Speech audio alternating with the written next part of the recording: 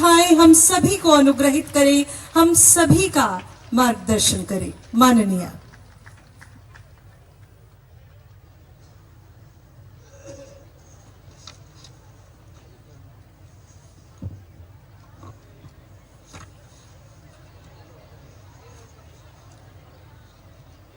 लखपति दीदी सम्मेलन में उपस्थित राजस्थान के राज्यपाल श्री कलराज मिश्रा जी,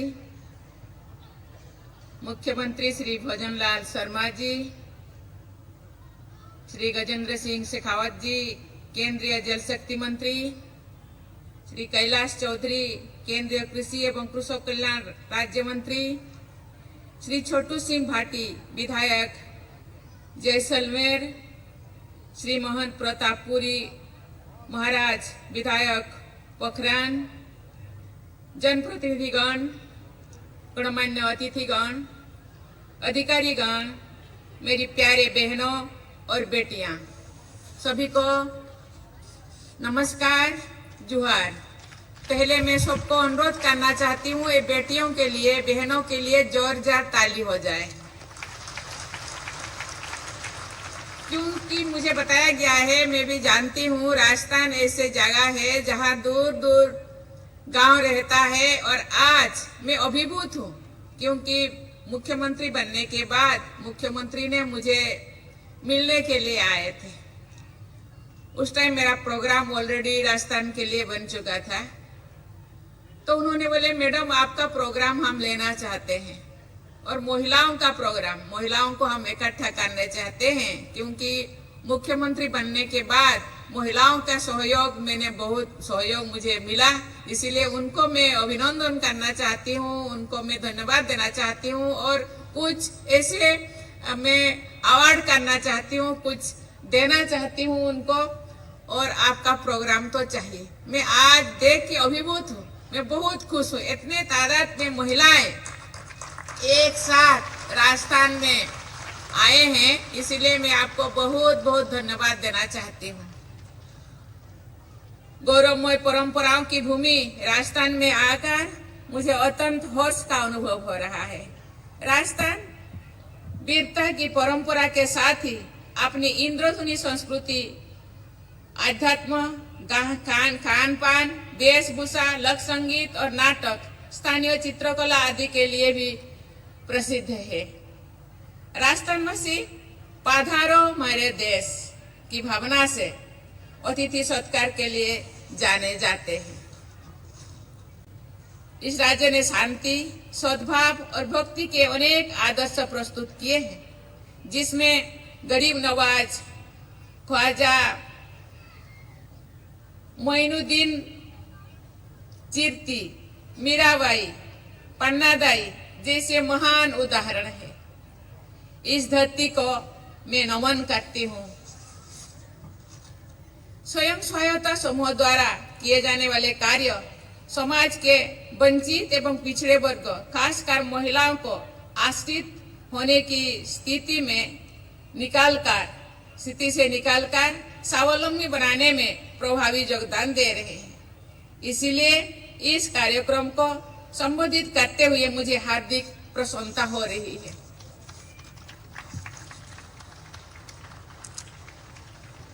देशवासियों का प्रण है कि भारत एक विकसित राष्ट्र के रूप में आजादी की शताब्दी मनाए। इस लक्ष्य की पूर्ति के लिए हमारी आत्मनिर्भर होना अत्यंत आवश्यक है, लेकिन ये तभी संभव है जब देश की प्रत्येक महिला सबला हो, आत्मनिर्भर हो और सशक्त हो। राजस्थान की महिलाओं ने हमेशा अपनी कर्मठता से न केवल अपने परिवारों में बल्कि यहाँ की आर्थिक प्रगति में भी अमूल्य योगदान दिया है। इसी बात को ध्यान में रखते हुए केंद्र सरकार ने देश में 2 करोड़ लखपति दीदी बनाने का लक्ष्य रखा है।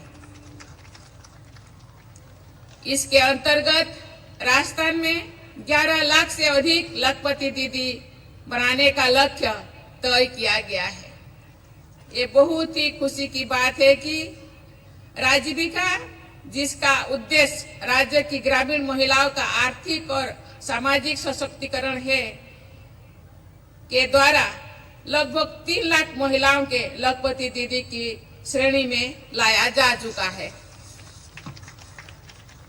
इस संदर्भ में रूमा देवी का मैं उल्लेख करना चाहूंगी, जो एक ग्रामीण परिवार से ही आती है और राजीविका की ब्रांड एम्बेसडर बन चुकी है।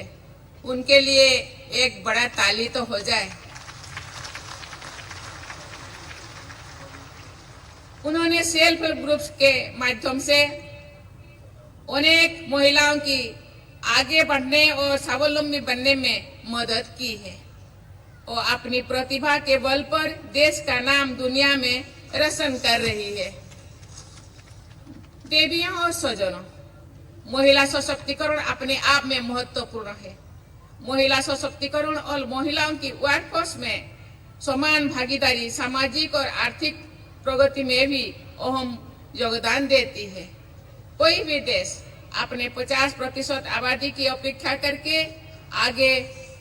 करके आगे नहीं बढ़ सकती है।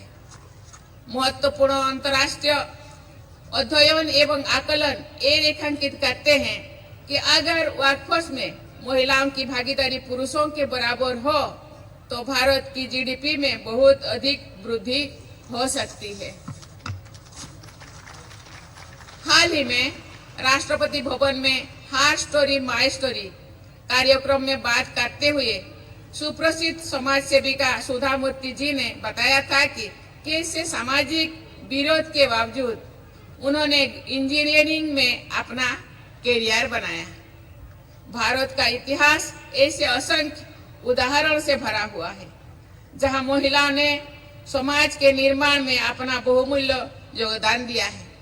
इस स्टेज में आने से पहले मैं जो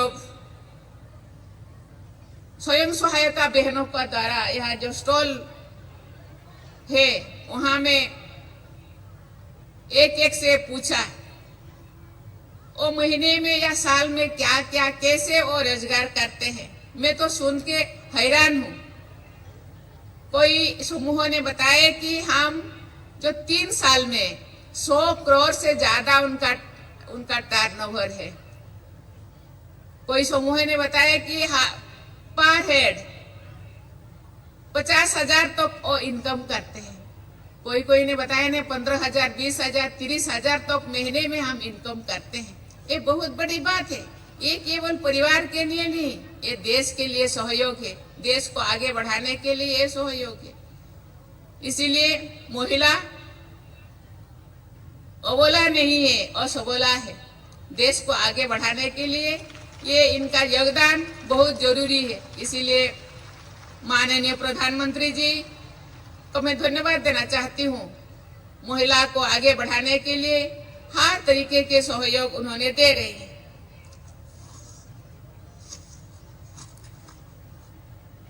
चाहे वैदिक काल में गर्गी हो, मैत्री हो या मध्यकालीन भारत में शक्ति काव्यधारा के प्रवाहित करने वाली महान महिला विभूतियों हो अथवा आधुनिक युग में सावित्रीबाई फुले और रानी गाइडुनल्लू हो, भारत की संस्कृति और समाज में महिला बराबर की भागीदारी रही है।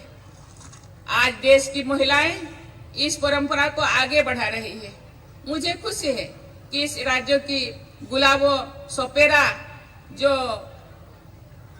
कोलबेलिया डांस की प्रसिद्ध कलाकार है, उषा चौमार जो समाज सेविका है और राइफल शूटर अवनी लेखरा जो पैरालंपिक में गोल्ड मेडल भी ला चुकी है, उन सभी को पद्म भूषण से सम्मानित किया गया है। मैं उनको बहुत बहुत बधाई देता हूँ।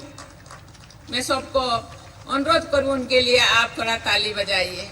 हम उनसे सीख सकते हैं, प्रेरणा ले सकते हैं और उनसे प्रेरणा ले करके आगे बढ़ सकते हैं। मैं आज इला भट्ट जी का भी जिक्र करना चाहूंगी, जिन्होंने सेल्फ एम्प्लॉयड वुमेन एसोसिएशन, जिसको सेवा कहा जाता है, की स्थापना की। आज सेवा के 20 लाख से अधिक सदस्य हैं। इला जी ने महिलाओं को न केवल आर्थिक रूप से आत्मनिर्भर बनाया है, बल्कि सामाजिक दृष्टिकोण को बदलने और भेदभाव को मिटाने में भी महत्वपूर्ण योगदान दिया है। मुझे बताया गया है कि गैर सरकारी संस्थान सृजन की मदद से राजस्थान के पाली जिले में कास्टार्ड एप्पल के खरीद, प्रसंस्करण और विपणन के लिए घूमर महिला प्रोड्यूसर नामक समूह कार्यरत है। कोई गांव में इस समूह के कलेक्शन सेंटर्स भी है। ये प्रसन्नता की बात है कि अनेक महिलाओं को घूमर में रोजगार प्राप्त हो रहा है। इस उदाहरण से ये स्पष्ट होता है कि वैल्यू एडिशन हमेशा जटिल नहीं होता है तथा सरल तकनीक के प्रयोग से भी पर्याप्त लाभ संभव हो सकता है।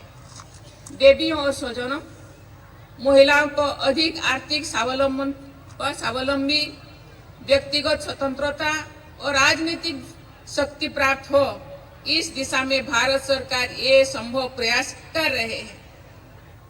सरकार ने वर्कफोर्स में महिलाओं की भागीदारी और उनके रोजगार की गुणवत्ता में सुधार के लिए कई कदम उठाए रहे हैं। श्रम कानून में कई सुरक्षात्मक और सहायक प्रावधान शामिल किए गए हैं। सरकार ने ऐसी कई योजनाएं शुरू की है जो महिलाओं के जीवन स्तर को ऊपर उठाने में सहायक साबित हुई है।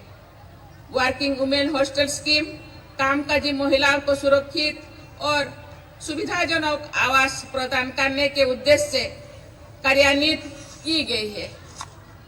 वर्ष 2015 में बेटी बचाओ बेटी पढ़ाओ अभियान शुरू हुआ है, जिसका उद्देश्य चाइल्ड सेक्स रेशियो में गिरावट से संबंधित मुद्दों का समाधान करना है। हमें सुनिश्चित करना है कि देश का प्रत्येक नागरिक आर्थिक और सामाजिक रूप से सशक्त हो। इसके लिए आवश्यक है कि जेंडर गैप की खाई को जल्द से जल्द भरा जाए। सरकार ने न केवल महिलाओं के सामाजिक और आर्थिक विकास के लिए कई कदम उठाए हैं, बल्कि राजनीतिक भागीदारी सुनिश्चित करने की दिशा में भी बड़ा कदम उठाया है। हाल ही में नारी शक्ति बंधन अधिनियम पर पारित किया गया है, जिसमें महिलाओं के लिए लोकसभा और विधानसभा में 1/3 सीटें आरक्षित करने का प्रावधान है। लेकिन अभी महिला सशक्तिकरण की यात्रा में बहुत आगे जाना है। आज भी सामाजिक और आर्थिक क्षेत्र में जेंडर के आधार पर प्राथमिकता जैसी समस्याएं बनी हुई है। महिलाओं को ओनरशिप एंड प्रॉपर्टी राइट्स के लिए संघर्ष करना पड़ता है, जिसकी वजह से उन्हें क्रेडिट या लोन मिलने में कठिनाई होती है। वैश्विक महामारी कोविड-19 जैसी आपदाओं का कुप्रभाव महिलाओं पर अधिक पड़ता है तथा महिला पुरुष असमानता को खाई और बढ़ जाती है। देवियों और स्वजनों, महिलाएं आर्थिक विकास को गति प्रदान करें तथा वुमेन लीड डेवलपमेंट के सोच को कार्य रूप दे, ये सबकी जिम्मेदारी है। जागरूकता, शिक्षा और कौशल विकास को आधार बनाकर हमें आगे बढ़ना होगा, जिससे महिला और पुरुष दोनों ही आर्थिक प्रगति करते हुए देश, समाज और विश्व कल्याण में बराबर के भागीदारी बने। मुझे विश्वास है कि इस लखपति दीदी सम्मेलन में महिला सशक्तिकरण और समावेशी आर्थिक विकास को प्रोत्साहन मिलेगा। मैं कामना करती हूँ कि सभी बहनें आर्थिक रूप से समृद्ध और सामाजिक रूप से सशक्त होते हुए राजस्थान और भारत की प्रगति में अपना योगदान देते रहेगी। इसी के साथ ही मैं पुनः आप सभी को बहुत बहुत धन्यवाद दे करके मैं अपनी वाणी को विराम देती हूँ। जय हिंद, जय भारत, जय नारी शक्ति।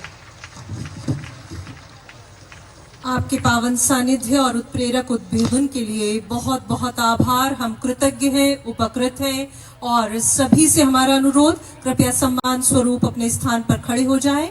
समय है राष्ट्रगान का।